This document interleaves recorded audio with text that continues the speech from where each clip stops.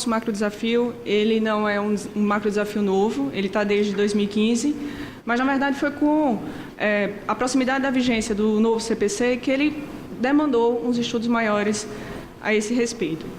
Especificamente em relação às demandas repetitivas, antigamente, o Código de 73, com as alterações posteriores, ele tratava apenas dos recursos especiais extraordinários repetitivos. Posteriormente, com o novo Código, ele também traz dos incidentes de resolução de demandas repetitivas e de assunção de competência. O próprio Código ele define hoje o que são demandas repetitivas como os recursos especiais extraordinários repetitivos e o que a gente chama de RDR, que é o Instituto de Demandas Repetitivas. Os primeiros são de competência dos tribunais superiores, como sabemos, e o segundo dos tribunais estaduais. Nessa linha de necessidade de desenvolvimento, o CNJ, em 2016, ele editou talvez que tenha sido o primeiro instrumento em relação a isso, que foi a Resolução 235, que tratou da padronização dos procedimentos administrativos em relação às demandas, os recursos repetitivos, em competência de todos os tribunais. A Resolução 235, ele criou o NUGEP, que é o Núcleo de Gerenciamento de Precedentes, e também o Banco Nacional de Casos Repetitivos, Incidentes de Assunção de Competência e RDR. A partir disso, os tribunais também começaram a se preocupar com o tema e hoje muitos já se conscientizaram sobre a necessidade de debater sobre eles, já que eles foram criados pelo legislador com o objetivo de reduzir a tramitação e o próprio número de processos nos tribunais. Em agosto desse ano, o Tribunal de Justiça de Minas Gerais, ele realizou um encontro conjunto com o STJ, que foi o primeiro, com o objetivo de aprimorar a metodologia da gestão do sistema de precedentes e a integração dos procedimentos. Foi o primeiro tribunal a fazer isso e eles tiveram um saldo muito positivo. O TJSE também tem procurado se dedicar ao tema. A EJUSE promoveu recentemente um encontro, um curso sobre precedentes jurisprudenciais com o doutor Hermes Zanetti, e ele veio fazer uma apresentação realmente do tema para a gente. Nessa linha também de números e da importância do tema, a gente verifica que o CNJ, em dados lançados em maio de 2017, o Banco Nacional de Dados, o BNPR, a gente chama de BNPR, ele tem mais de 2.000 temas cadastrados, dentre repercussão geral, repetitivos, grupos representativos e RDR, e isso gera em torno de mais de 1.800.000 processos sobrestados.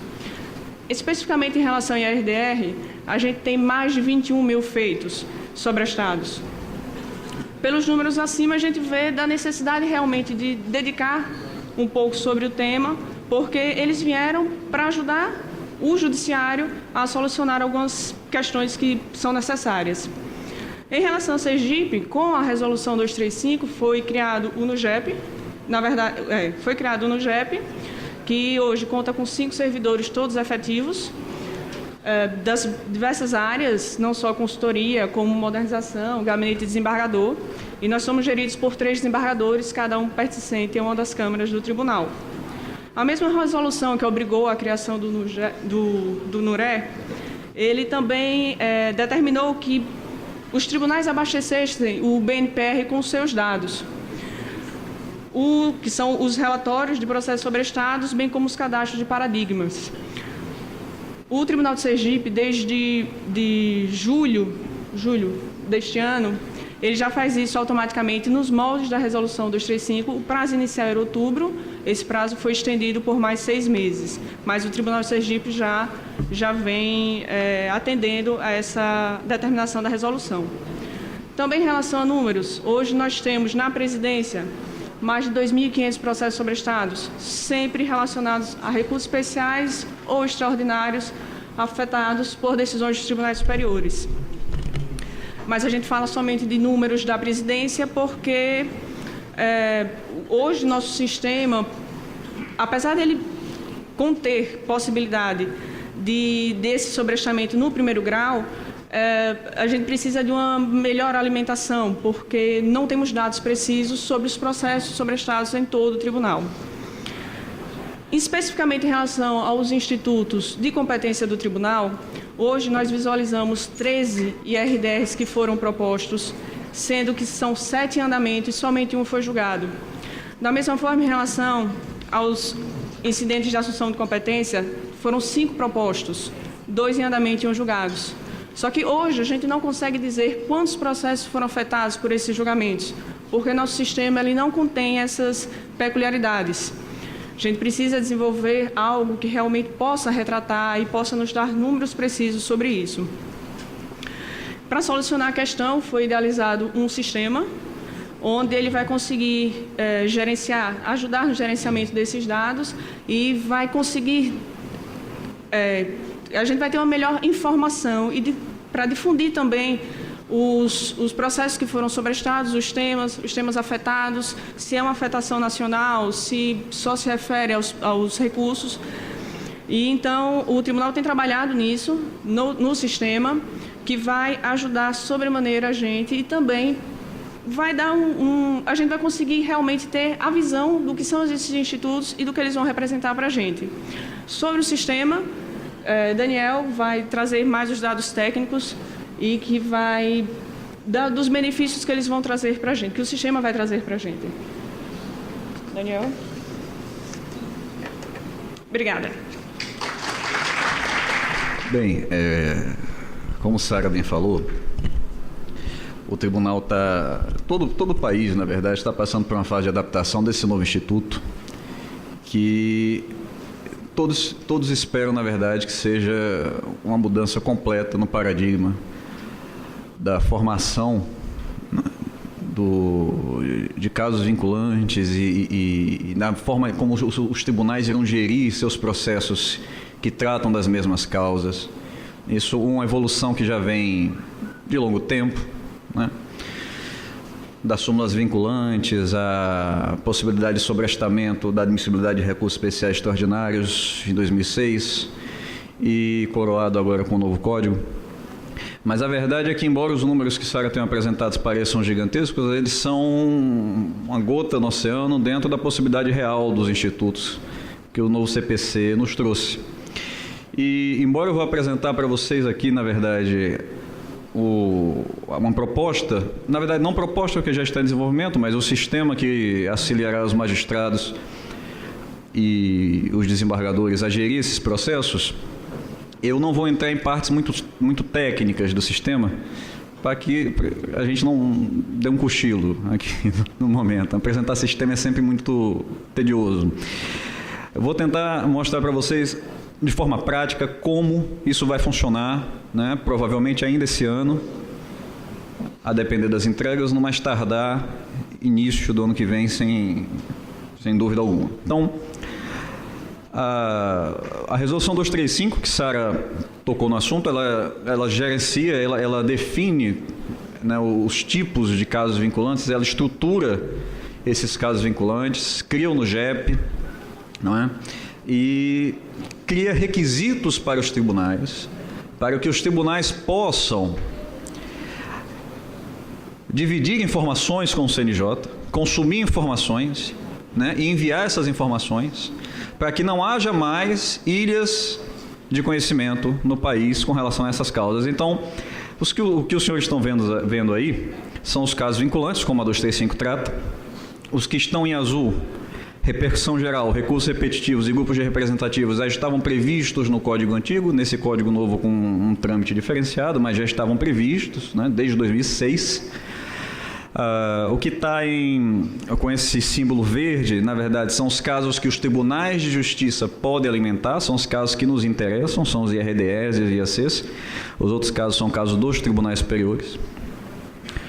E nós já, desde 2008, nos preocupamos com a necessidade de consolidar essas informações em um lugar único, não é?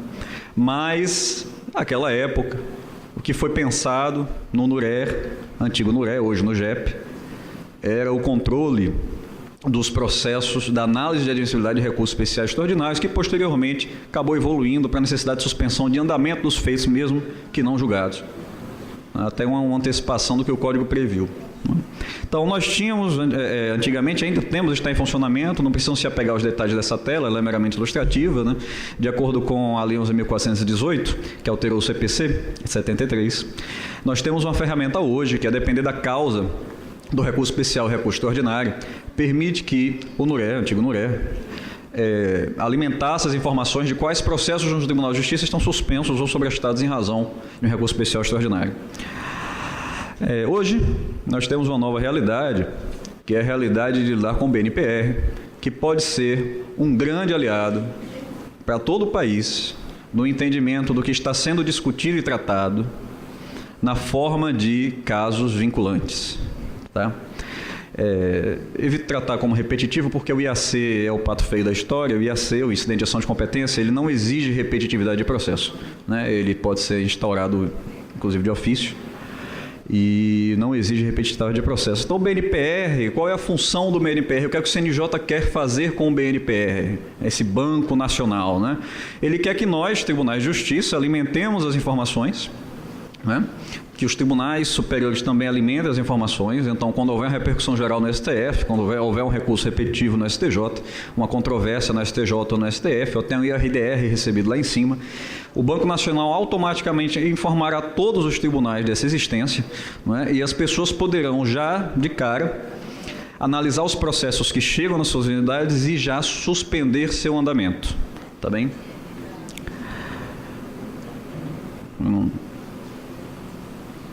Ok. Temos alguns sujeitos que participam desse fluxo, né?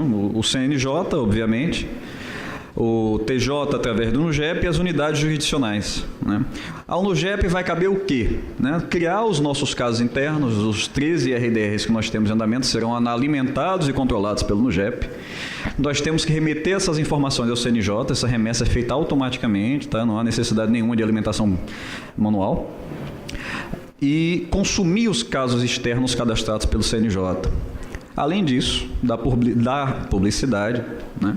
A Resolução 235 determina claramente isso, os tribunais devem disponibilizar essas informações externamente.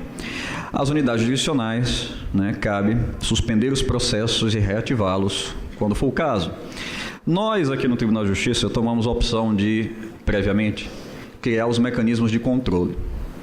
Outros tribunais optaram por um caminho diverso, né? Alguns optaram, por exemplo, de já construir uma página de consulta e disponibilizar essa página de consulta para o usuário, mesmo que os procedimentos de análise e comunicação não sejam controlados pelo sistema. Alguns tribunais, por exemplo, ainda fazem a comunicação de suspensão ou sobrestamento por e-mail. E isso não será feito. Nós teremos relatórios de controle nas unidades jurisdicionais que informarão quais são os casos. Toda vez que houver uma alteração de situação, existem marcações de alteração, né? O trânsito em julgado, o acórdão publicado, a distribuição. Existem relatórios nas unidades jurisdicionais que serão criados, que os juízes poderão, de logo, abrir, ver que tem uma alteração naquele caso e ver se aplica os processos da sua unidade. O escopo do projeto... Tá? Eu não vou ler todos os casos, mas só para dizer que no momento o que o tribunal está fazendo é criar uma ferramenta de controle. Ele não está interagindo nos fluxos internos de trabalho das unidades. Ele não está discutindo, por exemplo, se aplicar a tese ou causa piloto. Ele não está discutindo, por exemplo, se a escrivania deve realizar as comunicações ao Ministério Público ou se seria caso do gabinete. Esses fluxos internos de trabalho serão analisados e aprimorados posteriormente, até porque eles estão sendo desenvolvidos. As discussões são muito recentes, apenas há 4, 5 meses ficou decidido que não cabem as turmas recursais instaurar IRDR, então são coisas que a jurisprudência está construindo paulatinamente e nós não podemos nos atropelar e regulamentar de cara algo que pode engessar os procedimentos internos do tribunal. Então, estamos tendo o controle, o cuidado de analisar isso com muita calma para propor à presidência uma alteração que seja dentro do possível, né, duradoura. Mas o que o escopo do projeto prevê é controle. Controle do NUGEP, das causas, e controle das unidades jurisdicionais também.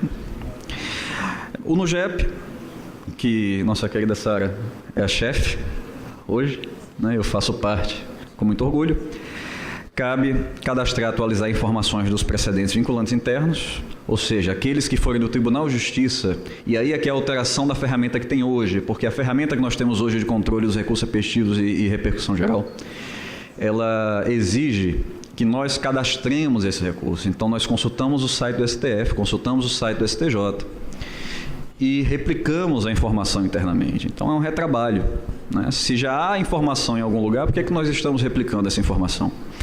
E o que a ferramenta agora vai fazer é que, uma vez alimentado por outros tribunais, essa informação já está automaticamente disponível para nós.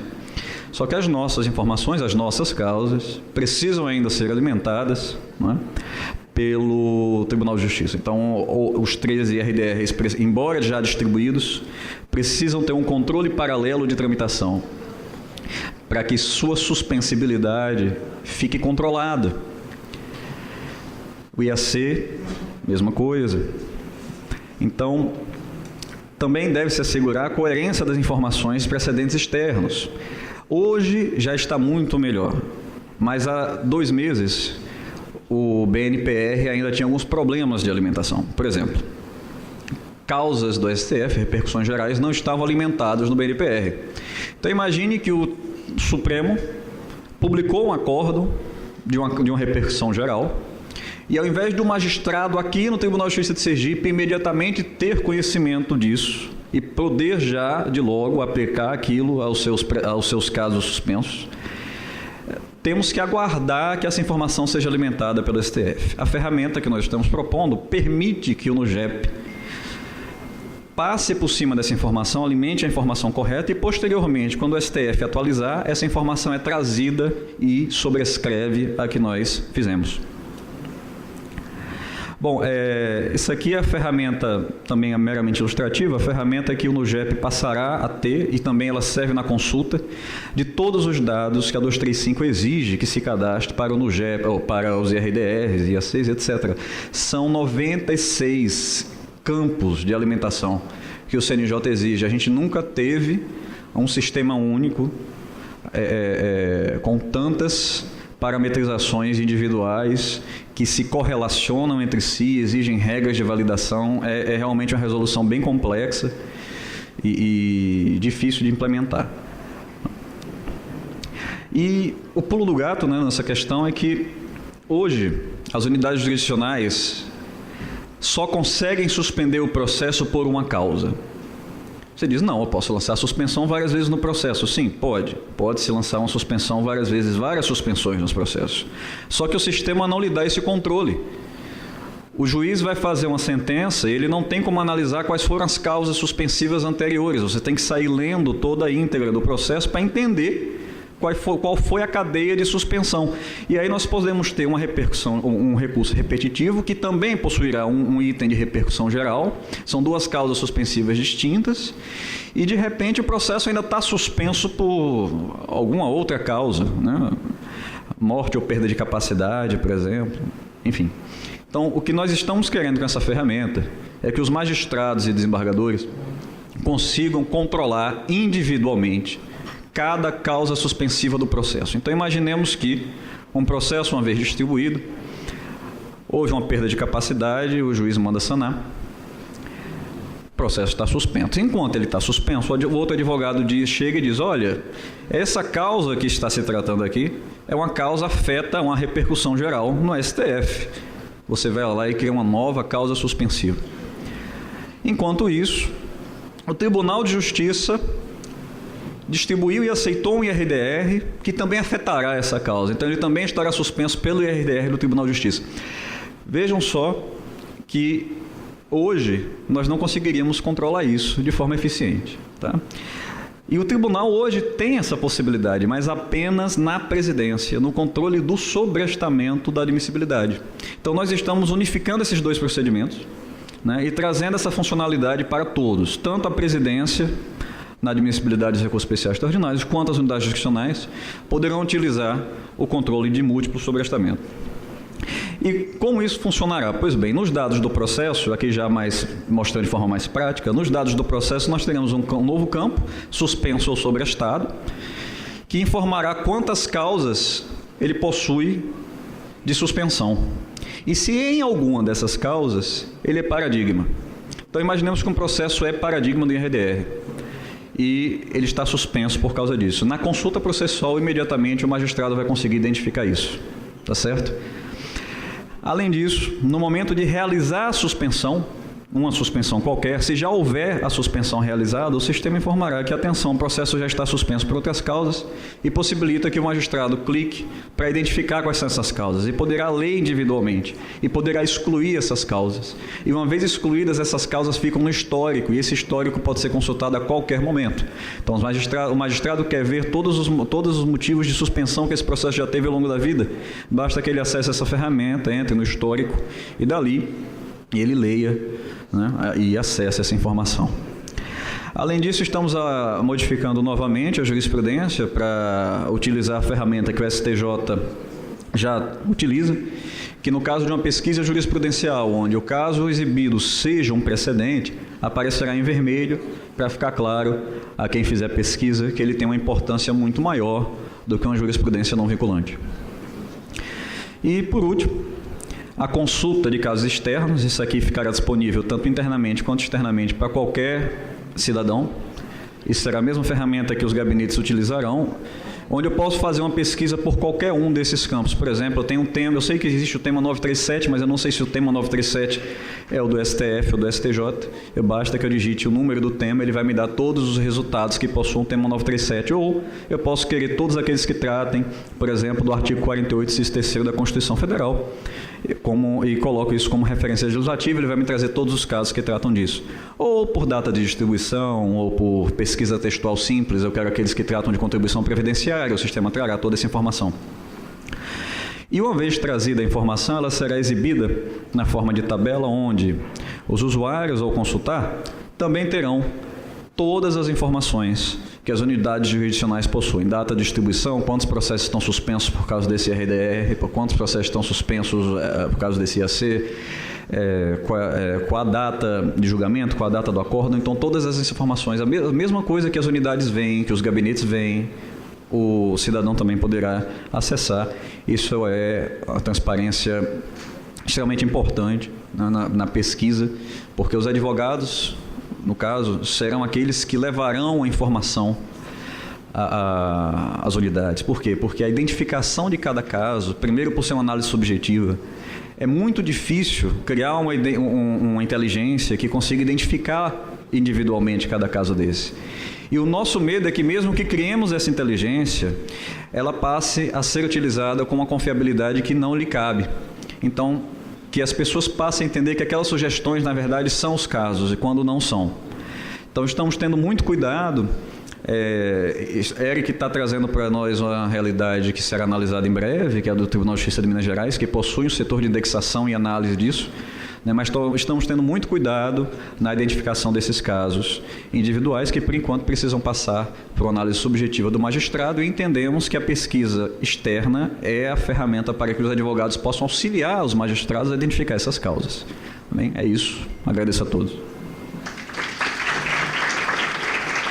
A pergunta vem a pessoa não se identificou, mas apenas a lotação, no caso, assessoria do desembargador Alberto Romeu.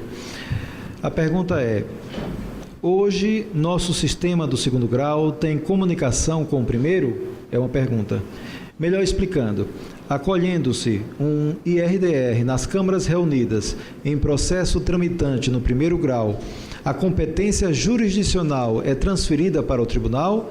Tem como fazer isso hoje? Como o primeiro grau tem ciência dos temas discutidos em sede de IRDR, nos 13 casos acolhidos por esse tribunal para fins de suspenderem o processo? Primeiro, entender que atualmente estamos em uma fase de transição. Então, tudo aquilo que foi perguntado aqui, quase tudo que foi perguntado aqui, a nova ferramenta tratará sem problema algum. Tá? Hoje, existem níveis de comunicação nos sistemas, mas o que a pergunta quer saber, entendi eu na primeira parte, é se ele pode avocar esse processo do primeiro e movimentá-lo. Não, hoje o sistema do primeiro grau não tem, os sistemas do Tribunal de Justiça não tem essa opção. Estamos estudando qual seria a melhor possibilidade. Lembrando que a questão da adoção da tese, da teoria modelo ou da causa piloto, ela é uma discussão que está em voga no país inteiro, ela não é pacificada, isso está em discussão no país inteiro. Alguns tribunais resolveram adotar uma posição, outros estão divididos, adotam uma posição de uma forma e outra de outra. Os doutrinadores também, muitos divididos. Mas o que o sistema precisa fazer é permitir que, independente da nossa posição, os desembargadores e as unidades jurisdicionais consigam trabalhar sem empecilho. O que o sistema tem que fazer é sair da frente. O sistema não pode ser uma pedra no caminho de quem movimenta o processo. Hoje, as unidades jurisdicionais não têm nenhum elemento de informação direta de que o processo... Sim. Mas o sistema não possui nenhuma ferramenta de informação direta.